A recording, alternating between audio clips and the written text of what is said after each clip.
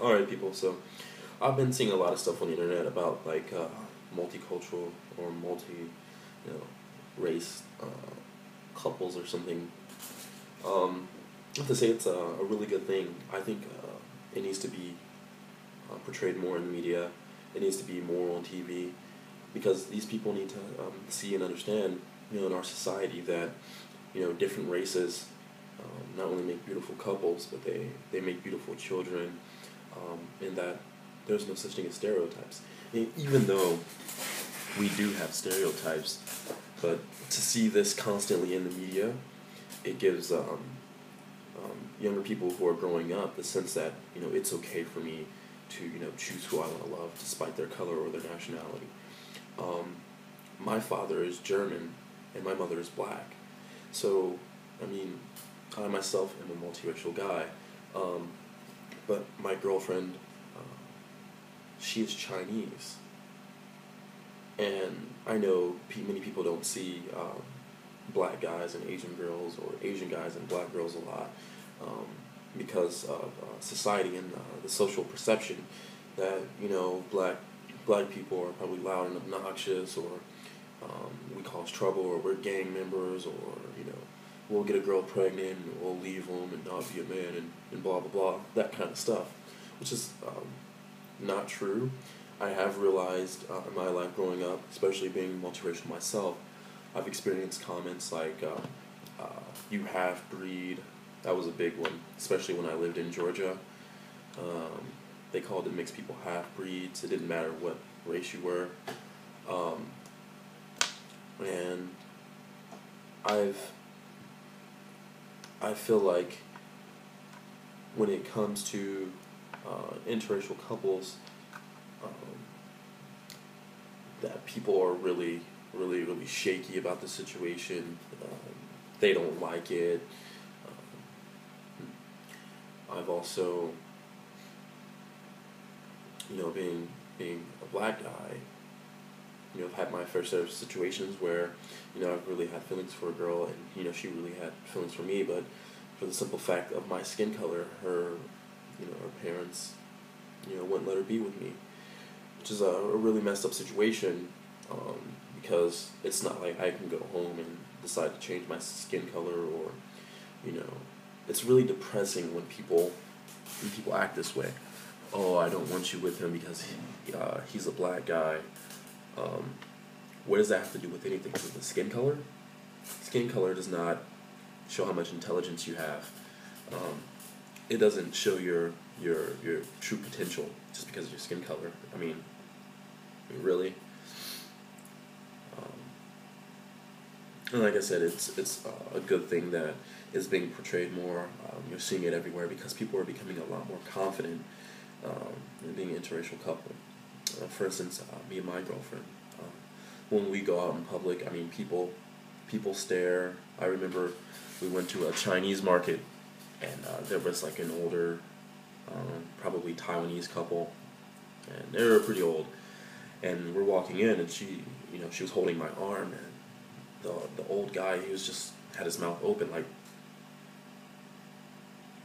following us with his head. And even after we walked past him, I turned around, and he was looking right at me, like big eyes and mouth open, and then he turned that way. So, whether or not people accept it or not, you should not let that break you down. And I know it can be hard, especially when it's family or parents, but if you truly love someone, despite skin color, you shouldn't let anything get in the way of it. Think of it, do you want to live your whole life unhappy? Like you're an Asian woman and your parents only want you to be with a white American, despite that you have feelings for like a black guy or a Hispanic guy or a mixed race guy, you're not going to be happy.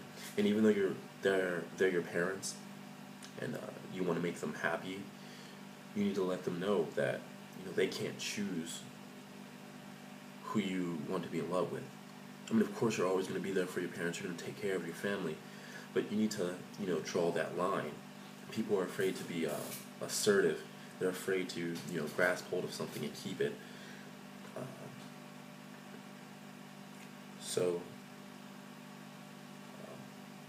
We need to show people now that, these stereotypes can no longer exist. Black people can't go around, black guys can't go around sagging their pants like, oh, what's up, my nigga? Oh, gang signs, West Side. This stuff is pretty ignorant. I don't know what would make you want to live a thug life anyway, if you really know what a thug life is.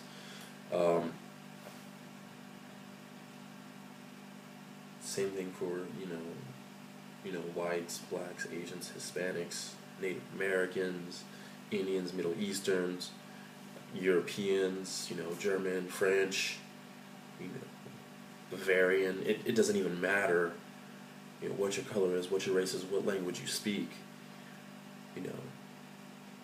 Just be confident in who you are, be confident in what you like. Don't let anything stand in the way of it. Be true to yourself. That's as much as I can say. As far as what I've been seeing, so my feelings on it, need to really fight the stereotypes. All the negative stereotypes. We really need to fight those, because those things being shown in the media, it shapes a person's mind on what kind of selection they make. In many different, categories, someone they like, what kind of clothes they'll wear, what kind of attitude they'll have. It shapes a person's mind. And if someone constantly see, black guys in the media sagging their pants, shooting people, running from the cops, getting arrested, many different things like that, who's going to want to be with the black guy? Same thing, if there's a, white guys doing that, who's going to want to be with the white guy? If an Asian person's doing that, who's going to want to be with an Asian person? Hispanic, it just all needs to stop. Especially coming from a person, myself who's multiracial, I can give two shits, what the color of my baby is. For the simple fact that, I love someone, they can be like, 50 shades darker than me. If I'm in love with them, if they're beautiful to me, it doesn't matter. They can be pale, just like whiter than Russians get in like Siberia or something. It doesn't matter. So, there's a lot of stuff that I did look at. There's a video I watched. It's called Asian Women, Black Man Relationships. An interview with author Stephen Bryan. Stephen Bryan, he wrote a book, and in that book he described, like his first sexual experience when he grew up in Jamaica, and how he was always interested in Asian women, and he moved to Japan and lived there for a little over 7 years, and he goes on to describe like his sexual experiences, that even though he's a black guy, he's been with Japanese women where their first sexual experience with a foreigner was a black man, and some girls couldn't even speak English. So, and he also goes on to say, many different things. He wasn't, being racist or stereotypical, but he did mention how, the social perception, which is the whole reason why, I'm mentioning this, the social perception around the world, everyone, we all see the same thing, essentially. He goes on to say that you can be a white guy and look like you just fell off a turnip truck, and there'll be plenty of Asian girls who will flock to you and who will want you, over being a black guy who's well dressed, well educated, and whatnot, because of the kind of things they see in the media, the kind of things that their parents tell them. Get with a white guy because that they're like middle class, high class, they have money, they're in college, whereas you don't want to get a black guy because they're poor or something. I'm a black guy, I'm in the military.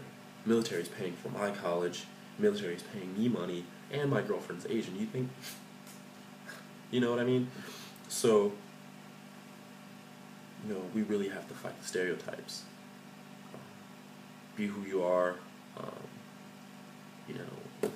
If you're a guy or a girl trying to attract someone of the opposite, race, you just be yourself, man. It's not like you're trying to impress an alien and you need to, like, I don't know, discover some hidden secrets inside of a tomb to get them to like you.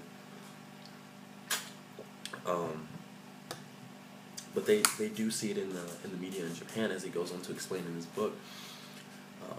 Even though he's had these sexual kind of experiences, there are still some things. Here, let me actually pull it up. He mentions that they actually call a Japanese woman who basically has like black fever, like they really want a black man, or they really like black culture, and they're really into black guys. They call them kokujo, and basically, I guess it means black woman. And a lady, she wrote a book too. Also, it's called Asian Mystique by Sheridan Prasso. Prasso spelled Prasso, and she goes on to explain what the kokujo is, and she says, quote, "These are girls who sit under tanning lights, are declined to sit, as most Asians prefer, in the shade at the beach. They cornrow their hair like Snoop Dogg or kink it like Beyonce, get surgical implants in their buttocks and breast, learn dance moves by watching MTV, and wear skimpy hip-hop fashions that they see in specialty magazines dedicated just to them." And it says, "Some are big girls, heavyset, and even tomboys who find that Japanese men, who generally prefer baby doll cute as their sexual aesthetic, aren't attracted to them, and vice versa." Now, how I see this is, if you're an Asian woman, if you're a Japanese woman, I mean, you can be a kokujo and not even, fit under this category. This seems, I'm sure the author isn't racist, or she's not like trying to be use these stereotypes, but she's basically describing these Japanese women as transforming themselves to be how they see, black women in the media. Which is not good. If this is true, I don't know if it's true or not. It probably is. She wrote the book. If you're a Japanese woman or Asian woman in general, like, you don't even need to change yourself. You don't have to, act black, or, dress black. Just be yourself. What attracts someone the most is, when someone is themselves. And if someone cannot accept you for who you are, what kind of background you come from, because think about it, actually, the hip-hop culture is huge in Japan. It's really big. So they want to all, get involved with the hip-hop scene, and they feel as though they need to change themselves to attract black guys. And as a black guy, Asian women, there's a lot of attractive Asian women, just like there's a lot of attractive black women, anything. But she goes on to describe it, so I suggest that y'all check this out. I'm just now hearing about it today, and so it's called Asian Mystique by Sheridan Prasso, and the other video I saw here on YouTube was called Asian Woman, Black Man, Relationships, an interview with author Stephen Bryan, and he wrote the book called, it's also in his book, it's called Black Passenger Yellow Cabs of Exile and Excess in Japan. So thanks for watching, and I'm not going to be like most people and say subscribe. If you want to subscribe, go ahead. I mean, it's just YouTube. I don't care. I'm not getting paid for it. And hopefully I can get some more videos up here for you guys. Peace.